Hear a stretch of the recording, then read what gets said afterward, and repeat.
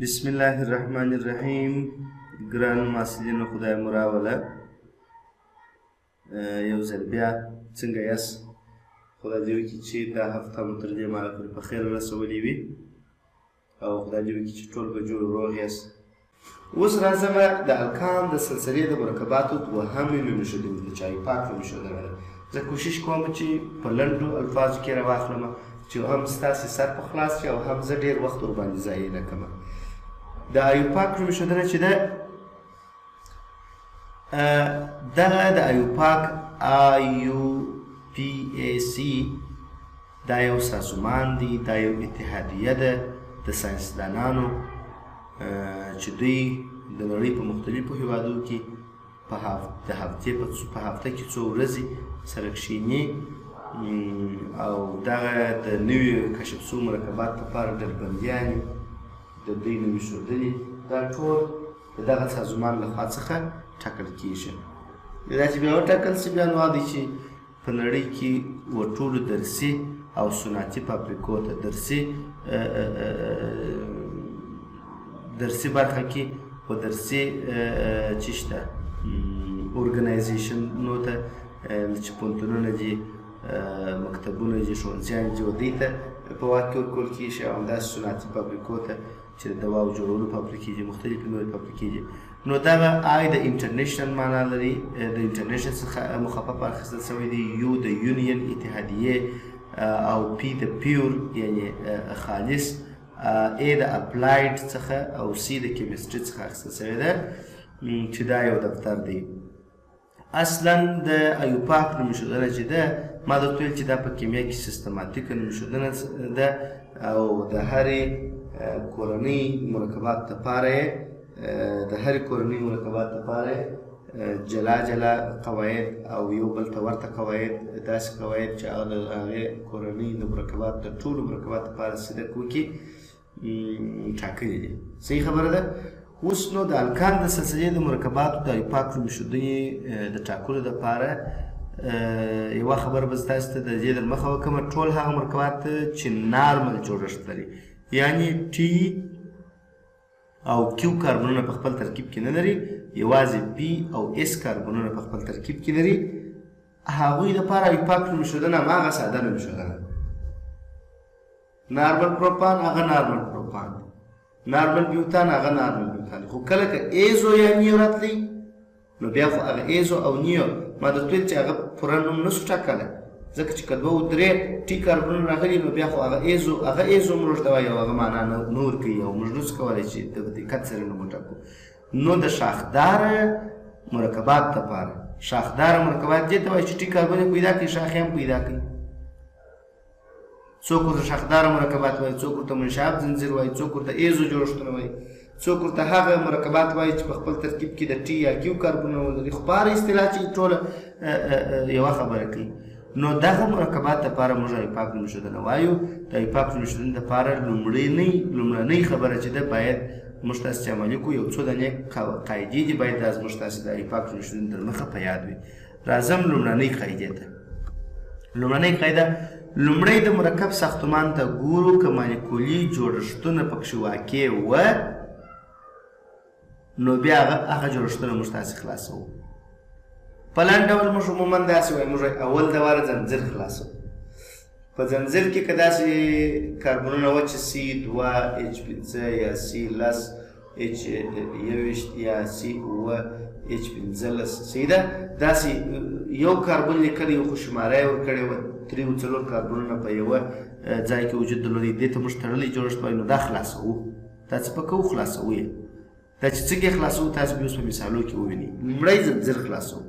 دویمه خبره، اوږد ځنځیر انتخابوو. په مرکب کې ګورو، ځنځیر خو عموما باید دوه سره ولري، مګر دلته خو دا ساختمان چې دی شاخداره دی، 3-4 سرونه درلودلی شي.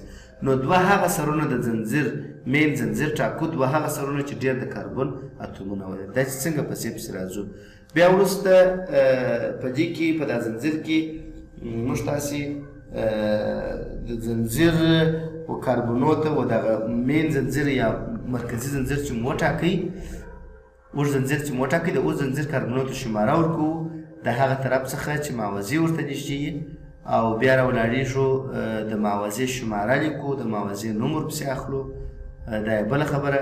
او په پای کې بیا موږ تاسې راولاړېږو معاوضې په پرله پسې ډول، که په دوم کاربن کې یول هغه، بیا درېیم کاربن والا، بیا څلورم کاربن والا، دا موږ تاسې ذکر کوو.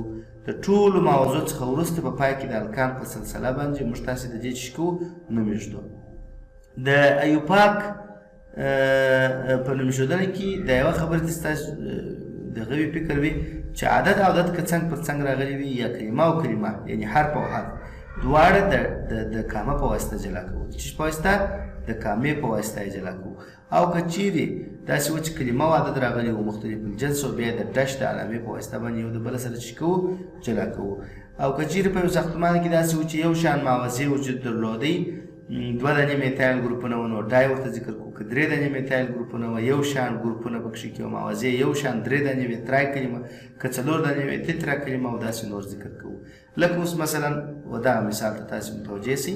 یو مثال بیا زه خپله درته ولیکم په یو خالي صفحه کې، درته حل وکړم. دلته حل یو څو دانې مثالونه دي. ښه د دې در مخه پلا چې دا مثالونه زه تشریح کړم، یو وارې به زه راولاړ شم، یو مثال به زه تاسو ته درکړم او پر هغه مثال باندې به بیا زه کار در سره وکړم. صحیح خبره ده. دغه ټولې مرحلې به پکښې کې عملي کړو. مثلا موږ داسې یو مثال لرو C2H5 دا نو کې حوصله ستاسې څه غواړي رابطه CH رابطه CH3 رابطه CH رابطه C3 H2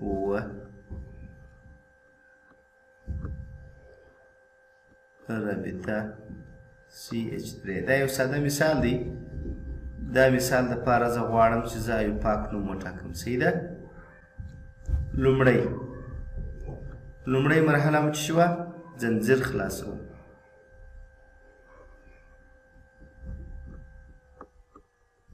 صحیح ده. ځنځیر خلاصول.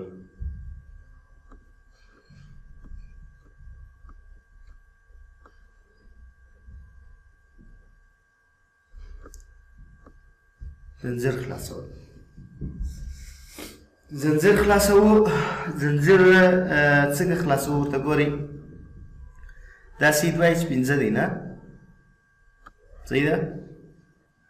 دا زه داسې لیکم. ورته ګورئ.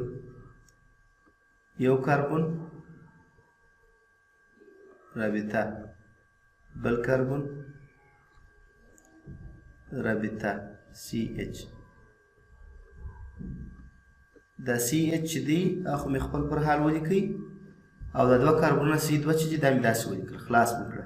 وخت چې C2 لیکلي اوس مې دواړه یو د بل سره یو ځای.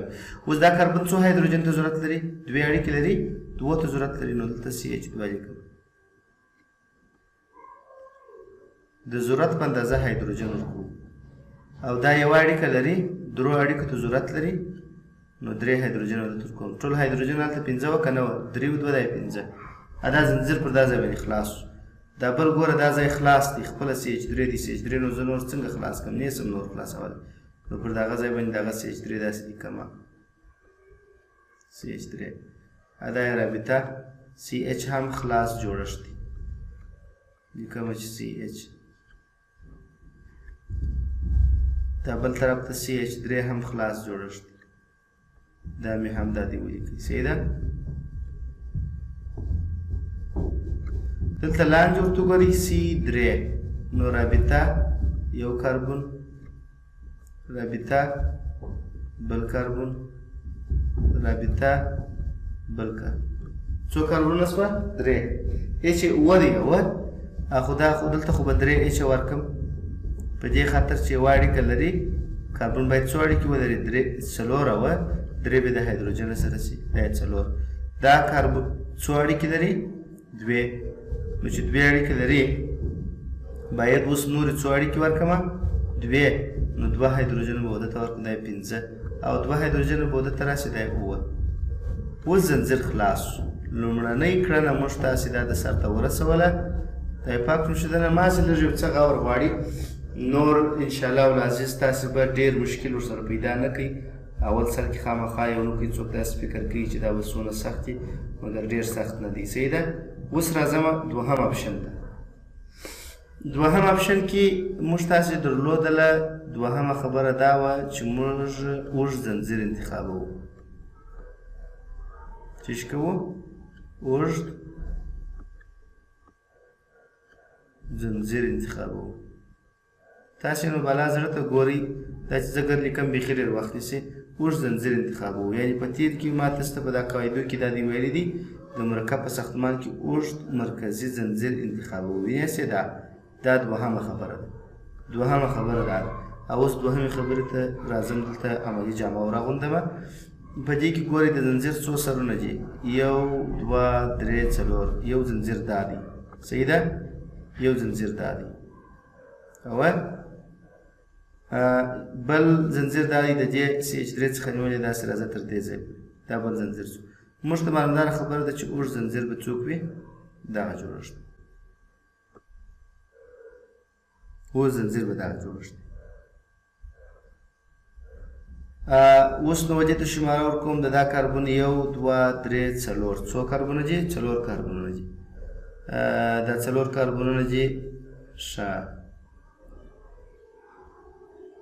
4 کاربن. په څلورم کاربن کې CH3 وجود لري. 1 2 3. په درېیم کاربن کې CH3 وجود لري. نو شماره د دې خوا ورکوم. 1 2 3 4 5 6 7. صحیح خبره ده که یا؟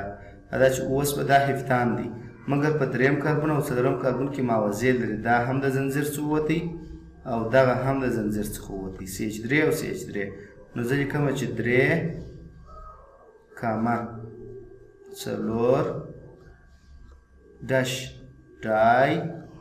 CH3 ته موږ څه شي ویله؟ میتایل. او ډای میتایل. میتایل. او اوس نوم یې څه دی؟ هفتان. کاما هفتان.